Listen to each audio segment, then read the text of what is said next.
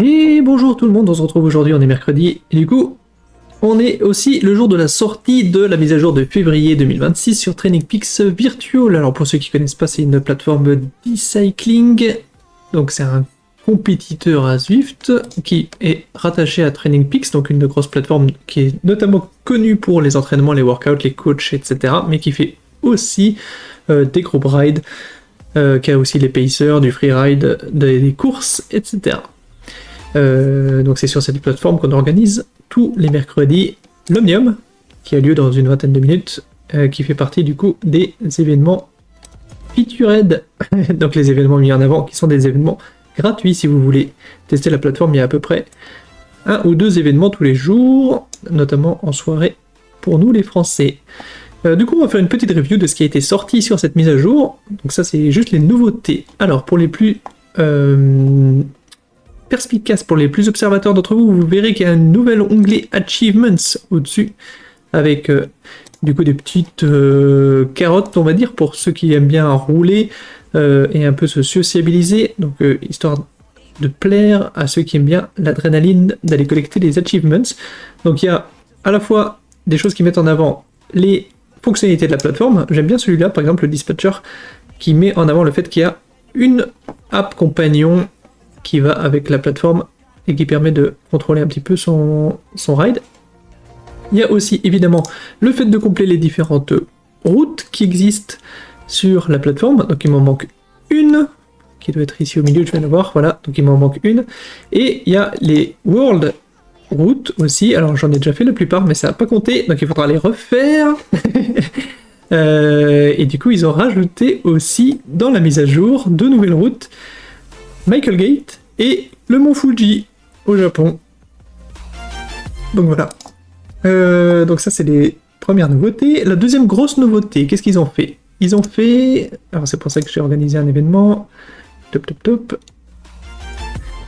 Ils ont rajouté un truc qui est très bien. Vous le voyez dès la présentation de la carte ici.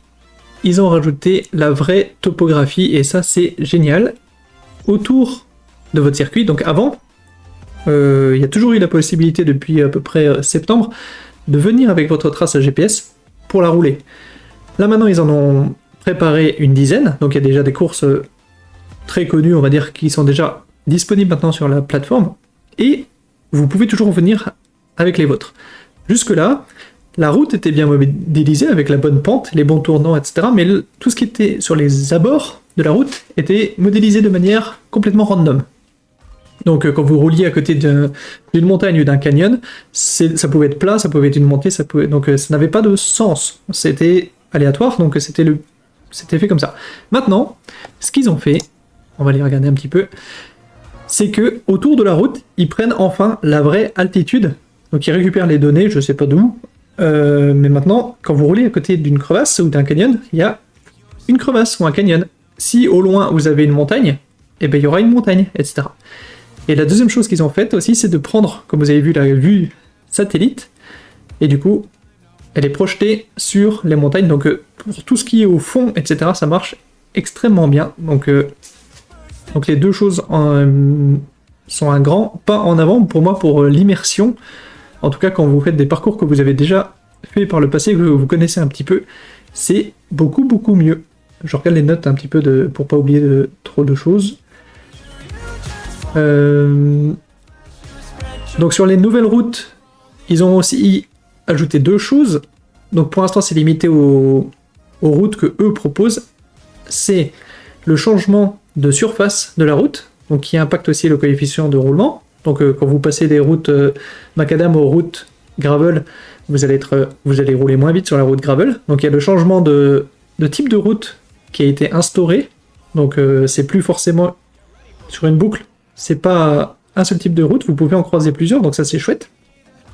Et aussi le changement de largeur de route. Donc vous pouvez avoir une route qui est large, qui se rétrécit, et donc notamment dans la...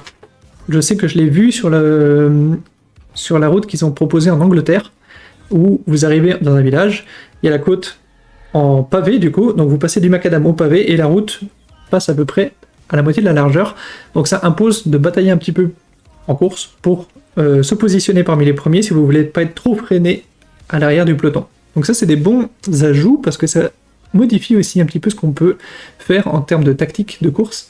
Donc c'est intéressant. Donc déjà rien que ça fait des gros changements sur la mise à jour, donc ça c'est cool. Donc les routes qu'ils ont ajoutées, donc on l'a dit, le mont Fuji notamment. Et du coup tout ça, on l'a dit. Pour ceux qui en ont, du coup maintenant dans les fichiers du jeu, les données de température corporelle sont enregistrées. Donc pour tous ceux qui aiment bien faire ça, notamment ceux qui font des entraînements à... comment est-ce qu'on appelle ça, en surchauffe là. C'est un peu à la mode de faire des entraînements pour où vous habituez votre corps à des hautes températures. Donc maintenant les données sont enregistrées.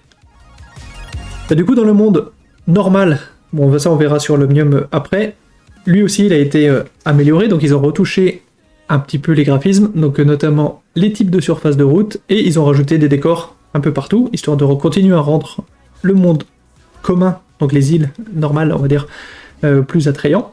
Donc ça c'est chouette, on continue de voir des améliorations de ce côté-là, ça commence à vivre un petit peu plus, donc ça c'est bien. Donc ça à la limite je peux vous laisser découvrir. Et voilà, du coup, pour les améliorations de ce côté-là. Et après, dans la mise à jour, il y a aussi de la qualité de vie qui a été rajoutée, avec notamment pour les utilisateurs Apple TV, une meilleure prise en charge de la navigation, donc une meilleure navigation. Une meilleure connectivité pour ceux qui avaient des problèmes avec le Bluetooth, donc ça a été revu. Notamment l'usage aussi, donc pour tous ceux qui avaient des problèmes pour avoir des images par seconde satisfaisants. Donc ils ont revu un petit peu l'utilisation de la mémoire sur les différents types d'appareils.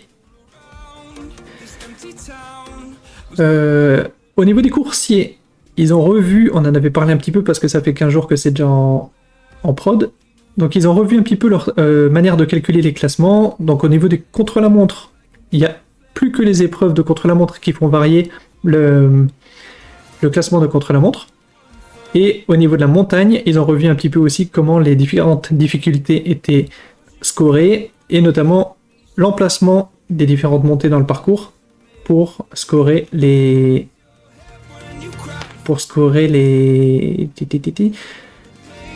catégorie grimpeur dans les différents scores. Il y a aussi... qu'est-ce qu'il y a ? Dans les nouvelles... Oui, dans les routes aussi. Donc le Koppenberg qui existait déjà a été revu, histoire de faire la version boucle. Donc maintenant, c'est pas juste le mur du Koppenberg, c'est toute l'approche du Koppenberg. On va jusqu'en haut, on redescend, et du coup, ça permet de faire un circuit et de faire 2-3 fois la montée du Koppenberg, ce qui est 10 fois plus intéressant qu'avant. Et du coup, la montée du Koppenberg est évidemment en pavé, et le reste est en macadam. Et du coup, pour le reste, c'est beaucoup d'améliorations de qualité de vie. Je vais pas tout lister, ça concerne à chaque fois quelques personnes, mais pas forcément tout le monde. Du coup, les améliorations sur l'affichage, les améliorations sur la minimap, donc ça on le verra quand ça aura fini de charger.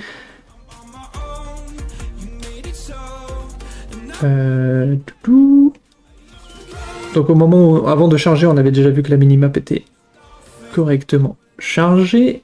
Donc j'aurais peut-être pas dû mettre une carte aussi grande pour le lancement, pour montrer en même temps.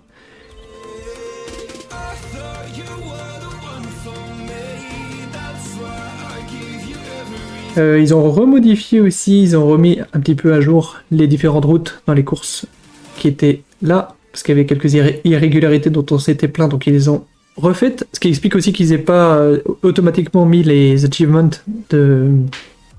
quand on a fini déjà par exemple l'Alpe d'Huez, vu que la route a été un tout petit peu refaite, du coup maintenant elle est propre, on va dire, et du coup il faut la finir une fois, histoire qu'elle compte.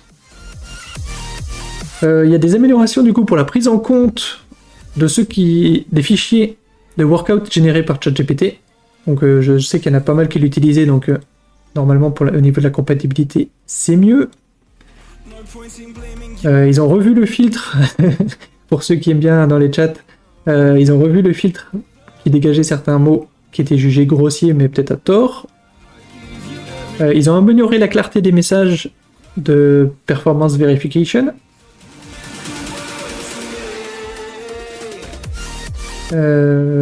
Tout.